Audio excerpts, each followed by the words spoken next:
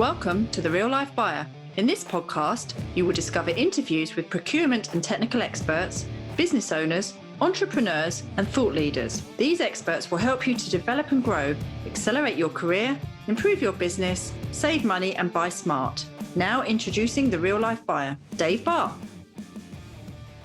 Hello and welcome to The Real Life Buyer. In this week's episode, I'm extremely pleased to be joined by Mario Bekes, Managing Director of Insight Intelligence Group. Mario began his career with the Department of Defense for the Republic of Croatia and served in the military police and security services for 7 years. In 1998, Mario moved to the Department of Foreign Affairs and into the Security Intelligence Services. He later undertook a secondment in the Republic of Croatia Consulate General based in Sydney, Australia, and remained here for a further 5 years before founding Insight Intelligence in 2003.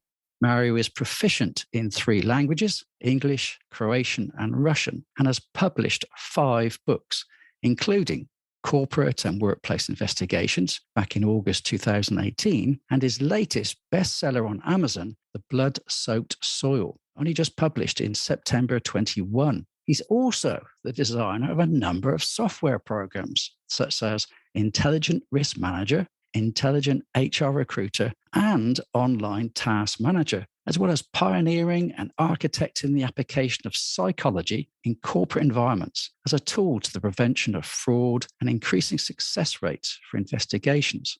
So Mario has conducted numerous internal and external investigations in corporate and government sectors in Australia and all around the world, particularly in the fields of human intelligence and competitive business intelligence. So today I'm super excited to learn more of Mario's experience and uncover his insights into fraud detection and prevention in the workplace. So without further ado, hello Mario and welcome to the show.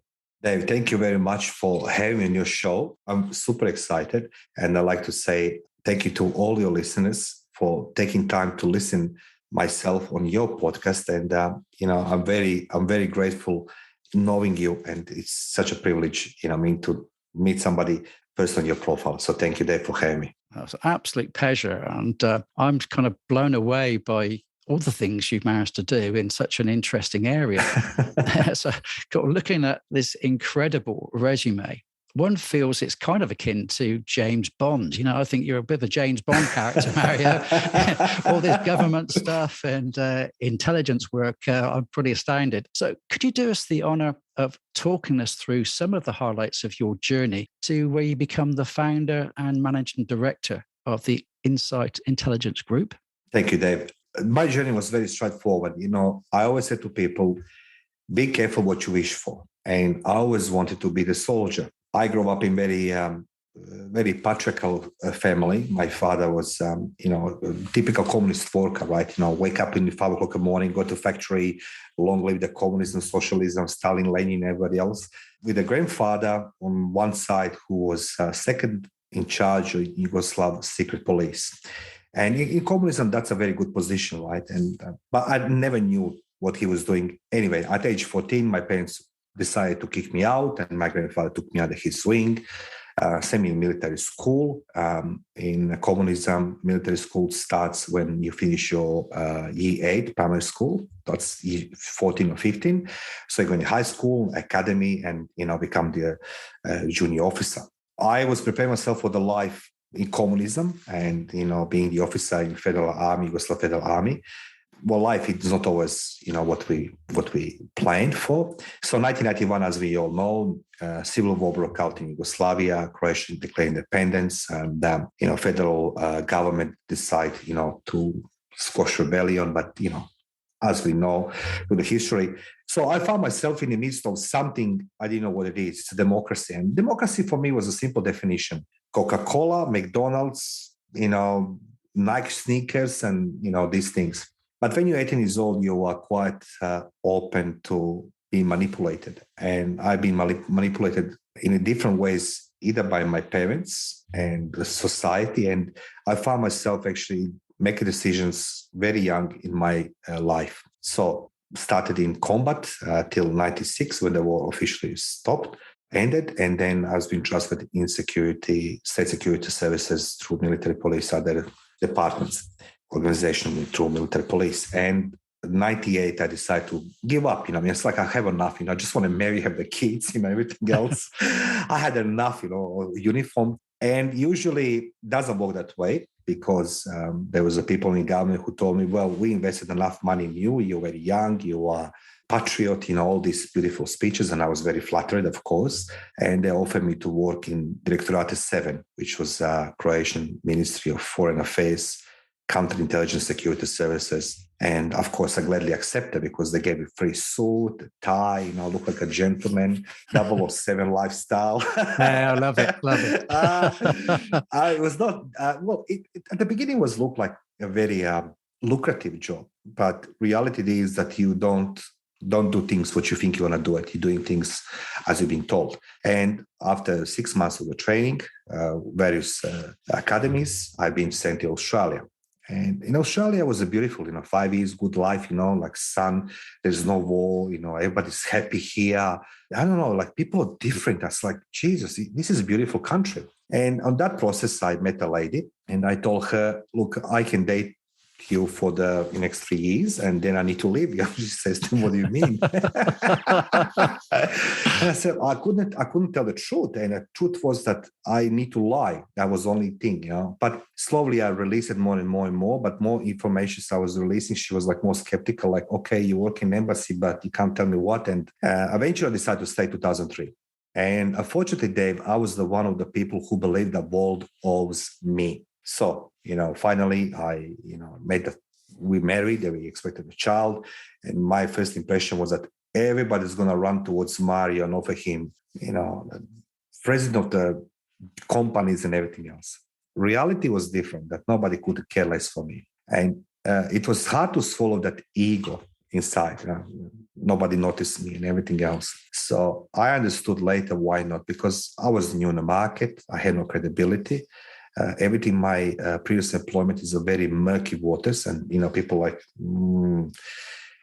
and the life is not what I expected. So I started being there's a position called the steward, which is basically you cleaning the floors and kitchen in hotel night shift. And I must admit, I was crying and I was upset and I was angry. I blame everybody there for everything, for every my downfall. And slowly, at the time, was moving slowly. I finally finished one diploma here in one university, second diploma, and, eventually got a corporate job. And now who is the biggest guy? Me. Again, life serves you, he throws you spanners. So 2009, as you remember, GFC comes and my private life, my marriage was gone sideways. We lost quite a lot. Simultaneously, my son was being diagnosed with epilepsy that year, which was another shock for me. And I never expected that I'm going to start selling stuff, and I remember selling my son toys in a pawn shops. And I said to myself, that's enough. I need to start doing something for myself. So I started my business in Inside Intelligence. And I'm no clients, but I'm director. I'm the big deal. And I was working from my friend's garage because that was the place I was living. So I started writing books, and I was told not to write the books because I was looking at the ways how to get attention from the market. And again, it was a difficult times. GFC, you appreciate this. It was challenging for everybody, not just for myself. And eventually, I got my first client after 2 years of literally struggle. But that time I wrote 2 books, I didn't publish, of course. I went to the friend of mine and told him I designed some softwares, and he told me, you design software. So like, look, that's what I think it's a gap on the market. And he put me in front of an investor and like a Shark Tank. And he said, okay, pitch me your software. It's like, oh, I don't know. It's like, listen, this is how it looks like. This is how it should be functional. And this is what is missing on the market. How do you know? I explain how they know. And they developed the software, and I eventually sell them those licenses to them because it was a need on the market. And, one thing leads to another. So first client, second client. And then I realized that the core of my business consists from 3 pillars, from 3 Fs. Number 1 F is fear. And do you remember, Dave, or anybody your listeners, the time when somebody took advantage of you. Well, that's where I come in. So one is first F, it's a fear of losing money, fear of losing reputation, fear of losing, intellectual property. Second F, it's a fight. I'm taking fight for you against perpetrators, criminal activities, fraud, theft, name it, workers' compensation claims, ungenuine, and so on. And third one, it's a freedom. Why is a freedom? So my company, I say, like, when we take a deal, we fight for you, fighting, not literally, but it doesn't take a time of your work. There's no friction with your employees. We're doing investigation for you. And that's those three pillars of my company, 3Fs. I realized very early that's my point where I go somewhere to talk about business. And then Inside Intelligence grow in a way that I hired very good people. Even today, in my business, are very smart people who speak perfect English. They know how to boss things. And I always say, everybody, Inside Intelligence Group is not about me. It's about employees and contractors and my clients. I'm just a guy who puts everything together and know how to provide the services. So that's Inside Intelligence in a nutshell. That's how I come to do Inside Intelligence. It's a longer introduction. I'm sorry for that one. No. So it's really interesting. And yes, to be kind of without your parents in a way at 14 is quite amazing. My son's here now, 18, just trying to find his feet. To think of him out the real world at 14 is quite scary as a parent, as myself. So take my hat off to you. Thank you, Dave. Thank you. But then to become this James Bond character where you were the mystery man, the lady of your dreams, carrying the black magic box of chocolates or whatever it is on the TV you used to see. Yeah, that's really cool. It's a long life, Dave. People believe that working in foreign intelligence and security services, it's a beautiful job.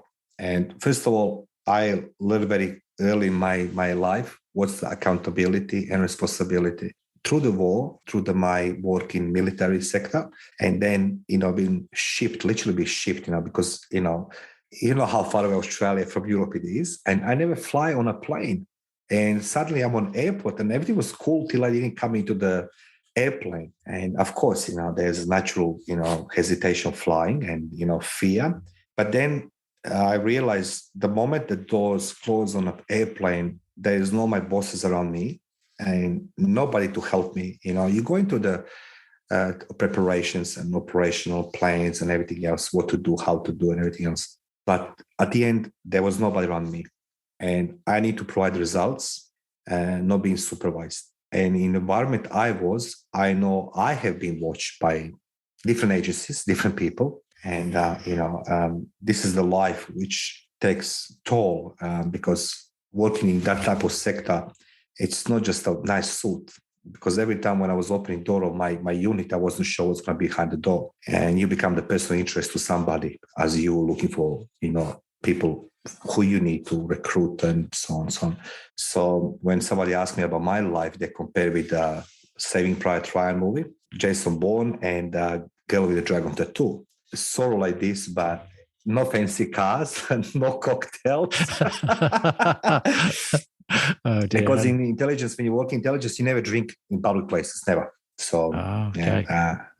Okay, right. Well, let's dive into the kind of scary stuff we talked about with your Inside Intelligence side. Yes. And it's a sad reality, but it happens. There is workplace fraud. It's a reality that we see sometimes on the news headlines. So in the world of purchasing, there are a number of cases, quite substantial cases, where there's big sums of money that has been, should we say, handed across, the old brown envelope type of idea. And there are gifts and things that have happened as well for people to win certain lucrative contracts. So how can we deal with that? Can you talk through us about the kind of investigations you've made in this area and suggest perhaps proven strategies or actions that may be taken to reduce these risks? Yes. Oh, thank you, Dave.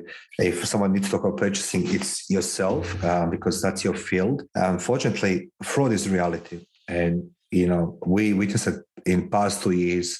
The fraud actually exploded because due to lockdowns, we've been glued to our screens. I always come back to one thing. Fraudsters, they don't go in school to become fraudster. it's like a triangle, I always compare the fraud as a triangle of the fire. For the fire, I need to have the fuel, it's a paper, wood, whatever it is, in the oxygen and source of the heat or flame or something else. Same goes with the fraud. Fraud, it must be something tangible, right? So something must be stolen, must have involved a person and must be valuable. So that's more or less the fraud in a nutshell. And when you try to prevent a fraud, you always need to remove one of the elements so fraud or fire doesn't happen. So it's comparing fire and fraud. Fraud, as I say, amplified during the lockdown, and it has a tendency to increase even tenfold. Now we have the inflation, now we have the prices rising. So black market is already booming. I can see around myself here in Sydney. And the point we're trying to make it is everybody who is a fraudster, he has only one thing to utilize, which we don't think about. It's imagination. See, the fraudster has opportunity to do something, but how they're going to do it, not to be catched. So they use imagination. They're doing research. So of course, they're going on the TV, they're going on the internet, they think they're never going to be caught. So I give you for one example. I done a couple of cases in the last couple of years, which a lot of money being involved. So one case, it's involving substantial amount of the money, and the person who committed fraud was a employee of the not month, but the year after year. And the company has all these departments and everything else, but through conversation with third party, they suggested I come there. And I told them, listen, nobody doesn't know me in your organization. Nobody doesn't know my stuff. Let me see what's happening. Bottom line is this. Instead of going in a circle, I asked, after I saw what's happening, I said, how about you send the entire team on a holiday from the old tellers. And they said, we can't do this. It's okay, send these best people on a holiday. And they said, interesting, they never took a holiday the last 2 years, never sick leave. And I didn't want to say, I already know the answer. But the person who was committing fraud with that group are the tellers. They were the best employees of that company. And why they never took the holiday and never sick leave, it's not that just the best employees, because they knew it. The moment they leave an attendant their desk for several days, go for holiday, somebody else going to come and going to see that this discrepancies happening and money is missing. Eventually, after some arguments, they send them on a leave, and I call different forensic accountants, and they then start digging there. And they, of course, discover first 3 months, and they say, this is going to be big. It's going to come for the couple of years. And we discovered that they, organized everything they had except one element a day. It is that they need to end up stealing that fraud somehow. And they know how they're going to do this. They couldn't calculate in their imagination how they're going to stop doing this. So we discovered that fraud. So best employee of the month, of the year, was the biggest fraudster. Second case, it was involving the tickets, airplane tickets. So as well, there was being a lot of discounts being given on air tickets, and there's a substantial amount of being lost. And again, because it was online, it's very hard to track this. People are very smart to hide the tracks and the fingerprints. But in an arena of the cyber, everybody leaves digital fingerprint, and it was needed to be taken a substantial amount of traveling conversations that eventually I asked my client if he can position me next to that person on airplane, because he was executive ship, to sit next to her. And they said, well, we can arrange this. It's look, you're sending her anyway for the trip. And I was next to her on a plane. And the only time when they're doing this mass plane tickets fraud was on a plane and on a airplane Wi-Fi. And I saw, what's happening. And I reported, you can take it over because that laptop and everything is there. So it took me 3 months to discover that fraud. And only time when I was certain that's happening, it was on a plane. And that person, when I fly on a plane, long distance flights, will do all these transactions with other agents across the globe and discounts and have pockets and everything else on a plane. And, that's two cases I can say can happen to everybody. Okay. That's quite intriguing. The ingenuity people have to try and get a few extra quid. Always imagination. Yeah. Obviously pretty intelligent people. Yes. So another frequent occurrence that I've seen, certainly as you say, there's a kind of escalation now, is whereby there are persons perhaps pretending to be an established supplier, where they try to dupe accounting teams to make payments to alternative accounts. So these often come in the form that I've seen anyway of perhaps simple but quite smart, very convincing emails and letters suggesting, hey, this is your supplier here, excuse me, and we've decided to change our bank account. We need to move to this, this, and this. Please send all future payments on these invoices through to this account. So, I've seen that quite frequently over the years. And as you say, there's a little bit more at the moment. So this is quite common. So what are the most kind of intricate scams of this type have you come across? And again, what recommendations and processes do you have in your arsenal to prevent companies being deceived in this way? Believe it or not, I come across a few days ago to mutual acquaintance with a company I'm working with, and we have a conversation over the coffee. And during the conversation, it's exactly what you said. Like he did try to explain. I have the quite number of transactions that can explain where they not where they're going, but why they're still paying. So what happened? I asked that gentleman, it's like, so who do you paying? And they say, well, invoices. I said, like, okay, who do you pay invoices? So we quickly have a discussion around what, suppliers they have and everything else. Bottom line is this: that organization changed quite often suppliers in a different arena because of the competitiveness on the market, prices, everything else. But what happened? Not every company simultaneously stopped sending invoices. So if you have a large organization, a couple hundred employees or 1,000 employees, and you have so many number of suppliers, some of the suppliers are going to continue in this instance, in this example, they continue to sending their invoices for foreseeable time over the lockdowns. A company was being shut down. And of course, the payroll was continuously paying. And they cannot say, it's just a fraud. Now you need to prove it's a fraud because they never received a letter officially, right? But they did, of course they did. So what happened? It's very important for every organization to have from time to time audit on their suppliers and their providers and contractors who is really working for this organization. And as well, the biggest issue with every organization, it's not what's happening inside the organization. I always come back to this thing, the point. Every problem comes to your door, and or virtually to the screen now, or literally to your company. Because, as in my case, when I go pitch for the work, I walk to the door and they need to do due diligence on me. They need to confirm my identity and whatever they need to do. But most of the problems comes to the door as a part of deception. And some of these providers are related to the people inside the company. And that's where the most problems are occurring. Relationship inside the company with the providers or contractors who are continuously being paid, and the money company is losing money because somebody's covering. So it's always important for it doesn't matter how much fraud prevention measures you put in place there. Fraud is always going to come step ahead because, as I say, they're very smart because they have the imagination. And in policing work, in police, detective, or investigator use imagination. This is what you don't see in the movies. They're seeing all this depicting in your head, like everything's happening simultaneously. You have the versions. It's called the versions, imagination. So you have the crime, you see what's happened, but you don't know how it's happened. There's 10 questions of criminalistics which you need to answer. How, when, with who, and so on and so on. And what the detectives do, or investigators, inspectors, they have the versions how something happened, and they try to, with every new evidence and the facts found, they minimize some of versions they're deducting.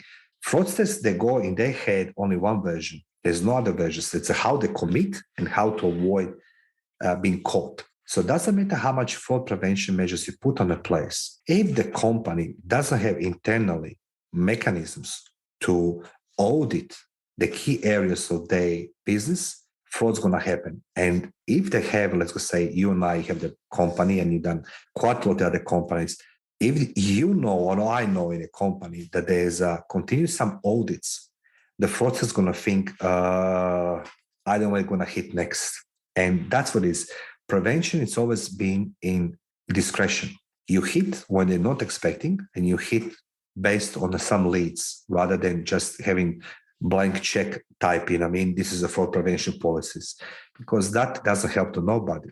It's just a easier answer for the fraudsters to avoid those obstacles. So it's always just like do the audits from time to time and target the key areas, not just the finances. Sometimes you heard that expression, the who is watching the watchers.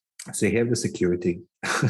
Yeah. And sometimes it's important to target that department as well in a night shift to see what's happening in the company, right? It's who is looking after the security while we're away, and who is coming after the work, who is coming on weekend. That's a red flags. So that's what I say. Always do the audits unannounced in the biggest discretion, and hit key areas, and always look in the areas which they don't expect is going to be audited for the fraud. Yeah. So the things that I've done in the past and still continue to do is work, Yes. procurement function, working very closely with accounts. And the accounts guys, if they suspect something isn't right, they come to me, and vice versa. So whenever we get anybody via email or letter saying about a change in bank details, straight away, no matter who it is, we get nervous. And it's our jobs to go and double check. So I have contacts in the companies. I've got other colleagues that have contacts in companies, and say, look, we just want to make sure this is a genuine request. It's a genuine need to change a bank account. And you go and speak to people, pick up the phone. People are always reluctant these days to pick up the phone for some crazy reason. Yes, true, and talk to your colleagues there and say, hey, we've just received a communication. Can you confirm to me this is actually happening?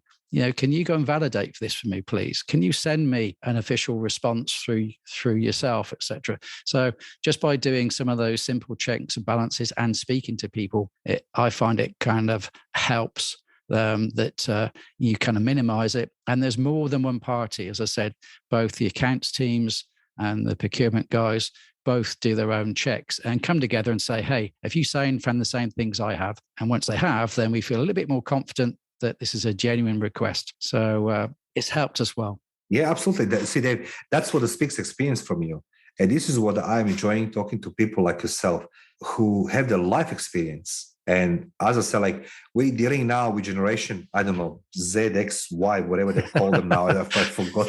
Like your son, my son is 90 years old and blames me for the, what's it calling, for the climate change. And it's like, what I have to do with that one. But we're moving into the era of digital, and it's very important that corporations being always on top of the another thing what I would try to stipulate as well, it is as less possible to outsource work overseas from your company. This is proven now through some of my clients that once when they engage the company overseas to run for them some type of work, and as you know, during the lockdown, particularly us in Australia, we couldn't move nowhere. It's very difficult to monitor what's happening on other side. And I always say to people, if you can do in-house, do in-house rather than outsourcing in other places, other countries, you can't see, touch and feel a smell. Yeah, that leads nicely on to my next question. And this is about cyber espionage. And obviously, criminals need to gain access to say, special information that is specific to your company. Let's say the Coke recipe, for example, or they want some intelligence on what machinery, what equipment, what systems, technology you're using. So what's, in your experience, the most perhaps unusual but effective methods being used to achieve access to this kind of treasure trove of information? So it's not cash, but it's information on how things are done so they can replicate and perhaps improve upon what you currently do. Thank you, Dave. I just try to be as short as possible. And there was a saying in Second World War, loose lips sinks the ships. People spending so much time, corporations spending so much time, effort, money on cybersecurity protection. Usually this is the machines to protect machines, what is in machines. However, you and we're carrying the most information in our head. So we invest in so much in protecting technical and IT firewall, while the human firewall has been neglected. We all need to start machine. We all need to put a password. We all, when we wake up in the morning, we going to work. When we come to work, we bring information out. So the cybersecurity doesn't work without conjunction with the human interaction, human intelligence. There's one aspect which cybersecurity is lacking, and they quite often utilize this terminology, social engineering, into cybersecurity. Social engineering, it is creating the environment for the personal interest, for example, you. And prior to this, we target you as a target profile. We run all scenarios, and the stories doesn't involve the seven dwarfs and the Snow White, but involves the unicorns, all this thing. But the story involves everything what we know about you by placing the person who's going to engage you in conversation. Now, once when you be engaged in conversation, that's social engineering, because the environment's been created. And, of course, a person sooner or later is going to start discussing their work. We can see this on airports, on the bus stations, train stations, in train. One of the biggest issues for the cybersecurity, it's not a machine, but a human itself. So if corporations doesn't invest time and money and effort to train the staff, key staff, you can't train everybody, how to spot social engineering as one of the methods, human-to-human interactions, cybersecurity means nothing. Now, for example, Eric Snowden, he's a great example. He's the guy who was, in charge of creating all these protocols and softwares to overcome obstacles of, firewalls and launching your mobile phone without you knowing, and cameras. Yet he comes out as a whistleblower, but before that, he took a lot of material with himself out in a more secure facility, NSA, at that stage. So cybersecurity, it is becoming more and more exposed to breaches, and lockdowns. During the lockdowns, that's been exposed in world becomes the flat, not literally. Now, from point A, you in the UK, and point B, Mario Bekes here in Sydney, it's a flat line of internet, right? And whoever taps in the internet line taps into the abundance of information. But another aspect I try to say, how cybersecurity is actually poor. And I wrote an article about this recently. I was flying on a plane, and I couldn't believe that I'm still witnessing this. The moment people come out of the taxi on the airport, Dave, you saw this. Everybody saw. The key personnel of the staff goes in business lounges, right? I always love to see, being in a coffee shop and, amongst the crowd. But you see the business lounge, people go in. And then we go on a plane. And as soon as the, seatbelt sign goes off, internet's come on, they're putting the laptops, the iPads, and everything else. And now I think that all this technology, all this money poured into cybersecurity against the cyber threats, Russians going to spy on you, the CIA, whatever, MI5 or whatever it is. And then you open your laptop in a plane, believing that nobody cares for you. And I'm sitting there and I'm seeing like a, boom, boom, boom, boom, boom. You just see by your own eyes what the people doing. Sales processes, marketing processes, what's it called? Acquiring new companies. I'm just seeing it's like, God, you can't avoid because you're in a plane. I can't just close my eyes like this. Yeah.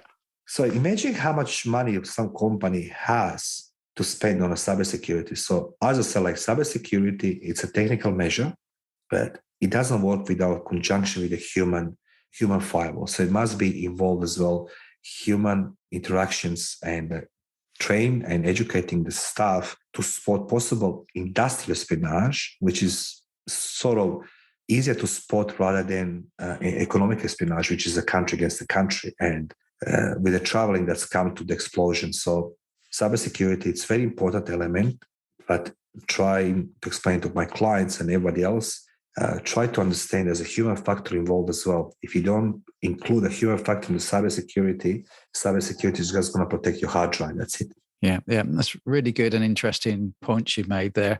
As you say, we refer to pub talk, should we say, where everybody goes into the pub, have a few beers, and she said those loose lips become more evident than ever. And it's a good point you make. Absolutely good point you say on planes and trains for people who are on distance journeys. You're exactly right. I've seen lots of people with their laptops open with no kind of protection on their screen for obscuring the images, and you can't help but have a look. But sometimes what I see on the buses and trains, it's okay for me because I can spot these things because this is my job. But there, somebody can sit next to you and they just have the glasses, that you have the camera here, and just look at your screen, pretending you're sleeping and recording everything. So much just like, why so much urge to somebody open the laptop on an airplane? Yeah, yeah. Enjoy flying. You know what I mean? Enjoy turbulences. Yeah, you're quite right. It's these simple things that people fall down on. And that's where training, you're quite right, training. If people need to be aware of these things, we're naturally, perhaps we trust people perhaps a little bit too much. And, Yes. and your guard drops and, these things happen. Okay, the next step is, and it perhaps isn't so much of a big deal, but you're going to probably correct me here. When you're looking to recruit new people, particularly new people that are coming up into senior positions that have access to lots of sensitive data, they've got the authority to make decisions without necessarily referring to others as well. Those new people are fairly unknown, obviously. So how does one make sure in the recruitment process that they are actually the trustworthy individuals, should we say, that you're bringing into your company to reveal all these wonderful treasure trove of secrets? If I may, I'll tell you the one story was happened to me when I was being recruited in one of the services. And before my recruitment, I just been tasked to see the particular officer. He was a lieutenant colonel, and I knew he was the head of counterintelligence, and I wasn't sure why he wants to see me, but okay.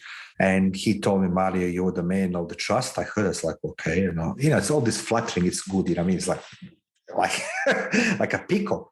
And what he done to me, he gave me envelope, and envelope was not being sealed, but envelope has been addressed to the particular person who I was by that stage very close, and I was in privy knowing that this person organizing like a war games before that final battle, right? Which we expected, it's going to happen sooner or later. And I think myself, why would I get this envelope? To why get this envelope? And I said, okay, couldn't care less, you know what I mean? Anyway, I went with that envelope from one side of the city to another side of the city, and I gave envelope. But that general, he was not in a room, and I need to wait till he comes again, in person. And passed like 45 minutes, and I was itching to open that envelope. What I didn't know that there was 3 people before me with the same task. And at that stage, I was young, I was smoking. I just want to have a coffee, and I just want to go back in the army barracks, and doing my job, and just feeling myself, useless here. Anyway, general comes and he says to me, "Okay, thank you for the envelope." You were like, "Oh my God, God." That's all.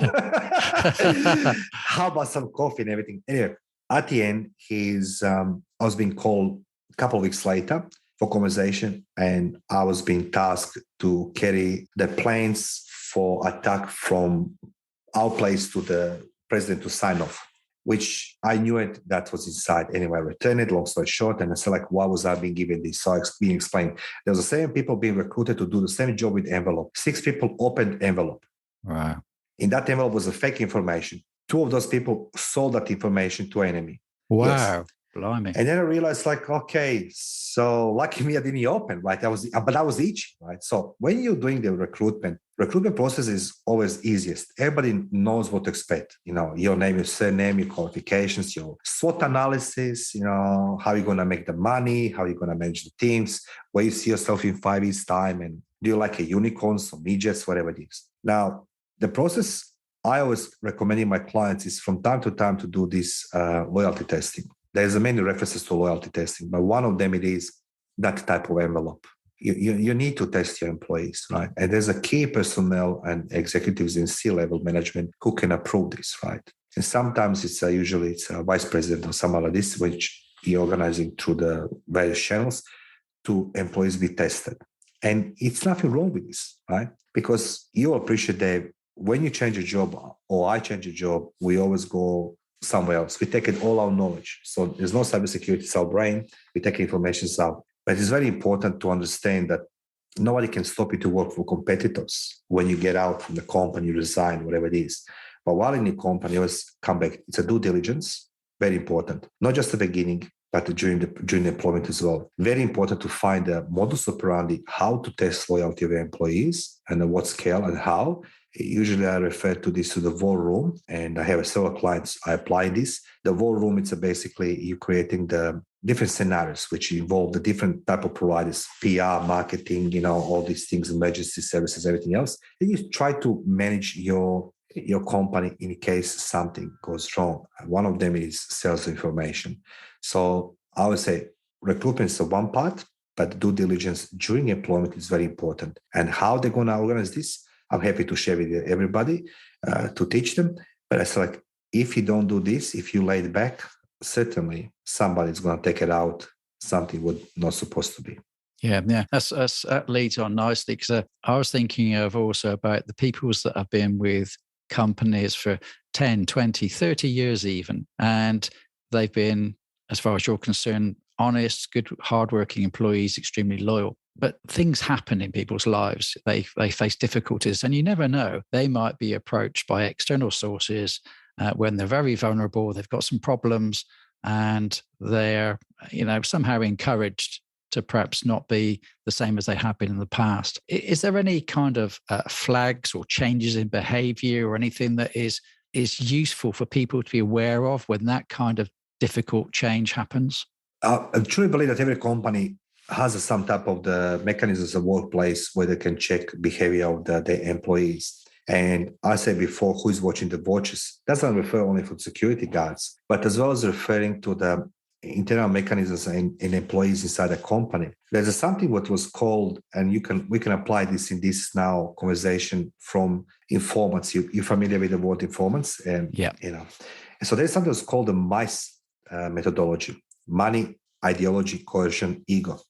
This is the 4 flags where company can be always worried about. Somebody has a lack of the money, in a debt from gaming, alcoholism, ideology. COVID was one of the greatest examples, right? The world was being polarized. Let's go blame China. Let's go blame this. Let's go blame that. And people sort of start changing the sides, because they feel unsafe, uneasy. Coercion, it's usually, it's going, hand to hand by somebody blackmailing somebody, right? So it's very important to company understand how the employees think. Of course, if you have 5,000 employees, it's very difficult. And that's to say, it's a key areas which company can be concentrated. So it's accounting department, the finances, it's a HR, is the planning and the recruitment, procurement, or is a executive. So flags can be raised if they know what they're looking for with employees. And only way to know this, it's a conversation within company from management level. And usually companies should act on information. So they need to always have the open channels. Company have their whistleblowers and they see them negative. Always say they should be seen as a positive, not as a negative. So they need to establish the type of communication in a company that people can report some of these behaviors and then act towards that information, first to check information and source reliability and information validity, and then act upon this one. So it's important here that everybody has access to upper echelon of the company to say, we believe, or I believe, or I saw, and the company should act. So it's a simply easiest way, most effective, no cost involved, that you have your say. And usually people say these things because they love company. Yeah, absolutely. As you say, whistleblowers should be seen as actually trying to safeguard the company. That's not correct, the opposite way around, but you quite often see it the other way around, don't you? They're always the pariahs. Yes. Yeah. I've got one more question to ask you, and I'm very conscious of the time. Before I ask that question, what and how can people find out more about you, the services you offer, the kind of information that you put out on social media? Where are you? Please listen to Dave Barr, the Real Life Buyer podcast. All my details are there, and I'm friends with Dave on Twitter. The simplest is to go on my company website, Insight Intelligence, INSIGHT intelligence.com.au, or simply just Google Mario Bekes on LinkedIn, and you can contact me. Those 2 ways, it's the best and safest way to find me. Absolutely. We like the word safest way there. Yeah. Again, perfect. Because that's me. That's you, exactly. Yes. So one final question for you then before we let you shoot off. Yes. What would you recommend are the sort of necessary procedures, the basics, we say, that a business should undertake and implement before, during, and possibly following even the termination of a relationship with a supplier? So you reduce the risk of inappropriate practices at those stages of that relationship. Well, if you talk of inappropriate, if I understood correctly, inappropriate relationship between a supplier and a company, the worst thing is somebody can do is just close the door. It's very important, and always deploy this to clients. Leave the ajar door a little bit, with the previous supplier, and leave some type of communication. It's important to know what they're doing when they left you. Doesn't matter what reason it is. They are fraud, inappropriate behavior, betrayal, whatever it is, right? And not fulfill the obligations per contract. Always leave the door ajar and look what they're doing. Never close the door, never shut down communications. Always leave them in a sense. Look, great example was Otto von Bismarck, 1852. He was a young parliamentarian in a German parliament, a Prussian parliament, and on an eve with the war with the Austrian monarchy, he told everybody that they don't want to go in a war. Kaiser then, he says, well, that doesn't look right, because everybody wants to war. Why he doesn't want to war? So what he was doing was smoking mirrors. He was building his career, and he knew it. He's not ready to wage the war or anything else. Instead of this, he left everybody believing that they're never going to go in a war. But at that time, he used it to spy on enemy. He became the Kaiser. He defeated Austrian monarchy. This is the smoking mirrors. So every corporation needs to know how to use the smoking mirrors and deception. Yes, Dave, thank you very much. You steal from me, goodbye. But that smoking mirror is like, we're never going to communicate. However, companies to find different channels to live and see how the Dave evolves after Mario, what he does, and then, of course, collecting some evidence. That's my suggestion, of course. Brilliant. Cheapest one. We like the cheap ones. Yes, exactly. That was to me. Yes. That's brilliant. Well, thank you very much for sharing so much information today on quite a serious subject. It's not the most joyous of subjects to be talking about, but it's very important for businesses and individuals to be aware of these things. So thank you for sharing that. No, thank you, Dave. Thank you for having me on your show, and thank you to all your listeners. Brilliant. Take care, mate. Bye-bye. Thank you. Bye-bye. So there's another Real Life Buyer podcast.